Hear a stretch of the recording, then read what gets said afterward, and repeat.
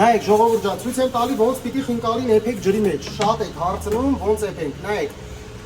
Ջրի մեջ արդեն բուլյոնը բռնել ենք։ Աղ, լավրովի լիստ, այսպես։ Ինքը անպայման պետք է ջուրը եռա, լրիվ եռա։ Այսպես խառնելով խինկալիները այսպես տեղափոխում ենք ջրի մեջ։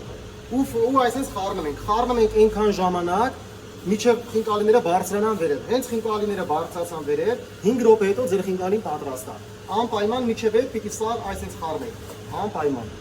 Խառնելով այսպես, որ ինքը ճիշտ ներքև, հենց ինչա ներքև, ինքը կպնելու է։ Այսպես խառնելով անում ենք։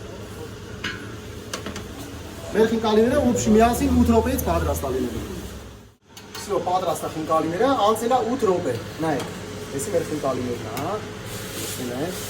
ինչ խինկալիներ են պատրաստում։ Այսպես։ Ես սա հիմա համտեսելու եմ ես։ Գալիս եք բյուրեղավան համտեսելու մեր պատրաստած խինկալիներն ու լամաջոները, այսպես։ Բաց խոհանոցում ձեր աչքի առաջ պատրաստում ենք։